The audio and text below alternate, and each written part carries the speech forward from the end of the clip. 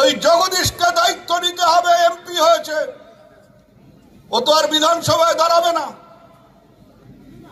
ও যে এমন একটা খেলোয়াড় হবে যে ফাঁকা মাঠে দাঁড়িয়ে থাকবেন, পেছন থেকে আমরা বল পাস দেব, সেই বল নিয়ে ছুটতে ছুটতে গিয়ে জগদীশ গোল করবে,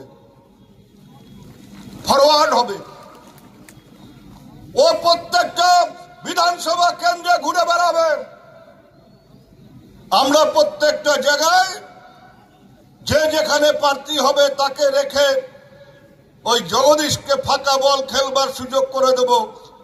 ওই 9টা আসনে আমাদের 9 জন প্রার্থীকে জয়ী করতে হবে, যে যেখানে দাঁড়ান।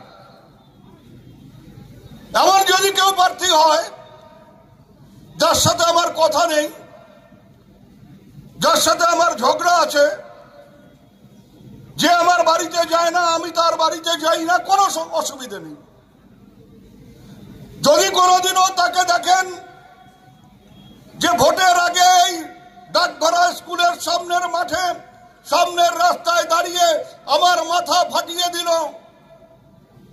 আপনি একটা টোটো ডেকে আমাকে হাসপাতালে পাঠিয়ে দেবেন, আর আপনি নিজে আমাকে টোটোতে করে হাসপাতালে পাঠিয়ে দিয়ে রাস্তায় মিছিল করে বলবেন তৃণমূল কংগ্রেসকে ভোট দিন, জোড়া ফুলে ভোট দিন, মমতা বন্দ্যোপাধ্যায়ের হাতকে শক্তিশালী করুন, কুচবিহারের 9টা আসনে তৃণমূলের প্রার্থীদের জয়ী করুন। এবছর ওই ভোটের পরে আমি কিছু কাজের প্রস্তাব নিয়ে আমাদের মুখ্যমন্ত্রী, মাননীয় মুখ্যমন্ত্রী মমতা বন্দ্যোপাধ্যায়, আমাদের নেত্রী, তার হাতে দিয়ে বললাম যে কুচবিহারে কাজ করতে হবে 100 কোটি টাকা, আলিপুরদুয়ারে কাজ করতে হবে, জলপাইগুড়িতে কাজ করতে হবে, অর্থাৎ উত্তরবঙ্গের 8টি জেলায় কাজ করতে হবে।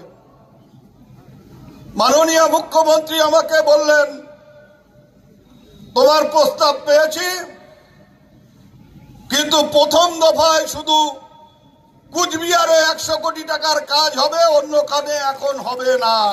অর্থাৎ তখন আমরা সবে মাত্র লোকসভা ভোটে জিতেছিলাম বলে মাননীয় মুখ্যমন্ত্রী খুশি হয়ে আমাদের বললেন যে কুচবিহার আগে চলো, কুচবিহার পথ দেখাও। এখন কোনো বিষয়, কোনো ঘটনা ঘটলে দিদি আগে বলেন কুচবিহার আসুক। কুচবিহারের উপর তার আশা ভরসা বেড়েছে, এটাকে আমাদের রক্ষা করতে হবে।